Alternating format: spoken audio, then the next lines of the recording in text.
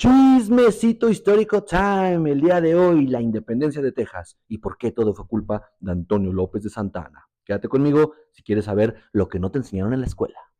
Porque muchos mexicanos pensamos que Texas fue parte de estos negocios truculentos de Antonio López de Santa Anna, que vendió, regaló, malbarató territorio mexicano a Estados Unidos, el equivalente a 2.300.000 kilómetros cuadrados, el equivalente en Europa a la suma de España, Francia, Inglaterra, Portugal, Dinamarca, Hungría, Croacia y Holanda y Bélgica, Suecia juntas.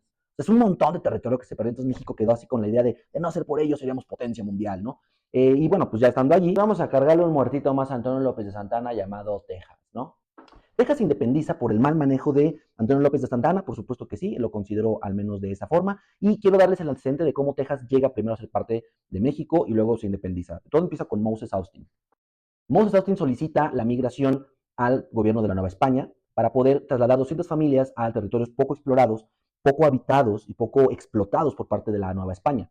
Bastante irónico con la situación actual de México y Estados Unidos, ¿verdad? Moses Austin tarda tanto tiempo en obtener una respuesta de la Nueva España que de plano se muere y su hijo Stephen Austin que se queda a cargo de esta migración legal. Vicente Guerrero es el que le da el sí, pero Vicente Guerrero fue aconsejado por un tipo llamado Joel Robert Poinsett, que es el primer embajador estadounidense en México, el cual se dice que era como el líder de la logia masónica a la cual Vicente Guerrero era fiel. Entonces, muy probablemente fue por influencia de Estados Unidos que se le permite esta migración de los tejanos hacia Texas por parte de estos migrantes estadounidenses. Muchas de las razones por las cuales se quisieron mudar para acá es porque vieron la Constitución de 1824 y dijeron, bueno, pues sabes que es bastante parecida a la Constitución de Estados Unidos, y es que la Constitución mexicana de 1824 es bastante similar a la de 1776 de los estadounidenses, y dijeron, pues todo va a ser igual. Muy pronto se dieron cuenta de que estaban en un error y que México era muy diferente a Estados Unidos. Es importante mencionar que estas personas, los migrantes estadounidenses que iban hacia Texas, iban a un territorio inhóspito, peligroso, hostil, entonces iban fuertemente armados. También por la costumbre americana y la enmienda americana, por supuesto, de poder permitirle al pueblo poseer armas y defenderse de esta manera en un territorio extranjero hostil de animales salvajes, cuatreros, bandidos, ladrones, etcétera, etcétera. Antonio López de Santa Anna, quien había sido un contrario a Agustín de Iturbide en el aspecto de concentrar el poder en un solo hombre. Él creía en la democracia, en la República Federal. Sin embargo, bueno, eso se demuestra con el plan de Casamata, que destituye a Agustín de Iturbide, que guerrea contra las fuerzas monárquicas del primer imperio mexicano y que expulsan a Agustín de Iturbide del país. Aunque posteriormente Santana, cuando toma el poder, cuando toma la presidencia, cambia de opinión a un gobierno centralista. Le gustó el poder, pues, a Santana. Le gustó el poder. Para Antonio López de Santa Anna, la República Federal había fracasado y al punto de vista histórico, efectivamente, no había funcionado una República Federal, había habido muchísimos fracasos entre Nicolás Bravo, Anastasio Bustamante, obviamente Vicente Guerrero, y esto llevó a que Santana, cuando toma la presidencia, dice vamos a arreglar este problema cambiando una república centralista y promulga las 7 leyes. Las 7 leyes, en grandes rasgos, lo que hace es el voto va a ser dependiendo de tu estipendio, es decir, si tienes lana puedes votar, si no tienes lana no puedes votar. Esto no para hacer un elitismo, se hacía elitismo, pero al fin y al cabo era con la intención de que no te fueran a comprar el voto con un pollo o con una despensa. No es que pase hoy en día, ¿verdad? Ponía al presidente como capaz de disolver el Congreso y la Cámara de Diputados y de Senadores, entonces le daba poderes plenipotenciarios al presidente, también le permitía elegir a los candidatos a presidencia al manipular el Congreso, también a los ministros de justicia también los podía elegir a la esfera de influencia del presidente. Cualquier parecido con la realidad no es coincidencia. Y aquí viene la parte importante. Sustituye los estados por departamentos y a los gobernadores ya no por elección de cada estado, sino más bien va a ser un funcionario público elegido desde la capital por el mismísimo gobierno del presidente Santana. Es decir, le quitaba a los estados esa autonomía y, muy importante, requisaba las armas, porque en aquel entonces no había un ejército conformado, sino cada estado tenía su propio mini ejército, sus propios cuarteles, que no eran parte de un gran ejército mexicano, sino cada estado podía mandar los hombres que quisiera, pudiera en un conflicto armado, y esto evidentemente era un foco rojo para Santana, porque dijo, a ver, échenme las armas porque vamos a empezar a centralizar el poder.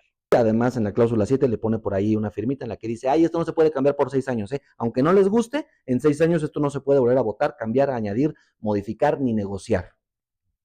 Se friegan. Esto provoca un caos en Texas, Zacatecas, Yucatán, que son los estados que se levantan en armas.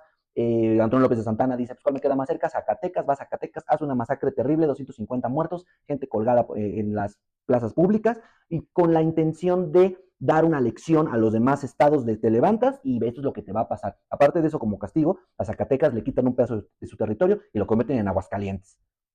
Texas prácticamente le dice a Santana, no me amenaces. ¿Quieres mis armas? Ven por ellas.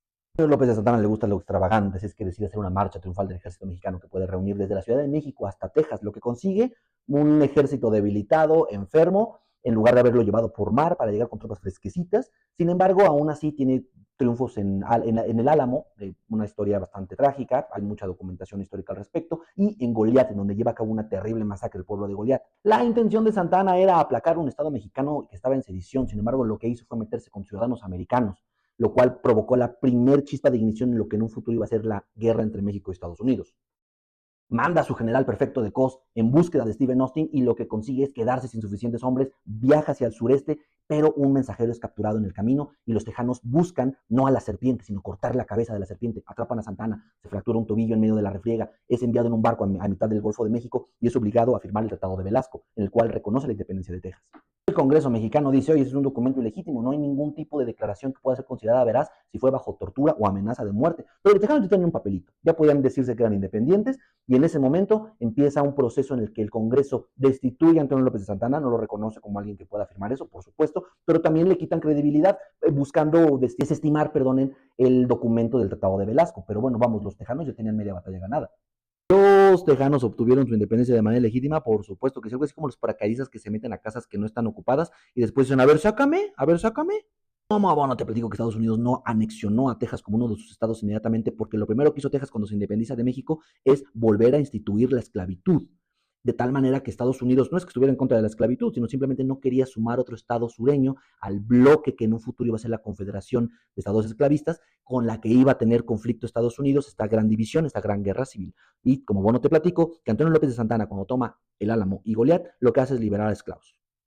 Si te gustó este video, te pido por favor que le pongas like, compartir, campanita y suscribirse en YouTube. También ponme en los comentarios tu opinión más honesta si te gustó este programa y también recomiéndame qué temas históricos te gustaría que abordara con esta temática un poquito diferente, más relajada y que incluye datos que no nos enseñaron en la escuela. Soy Gus Castañeda, hasta la otra.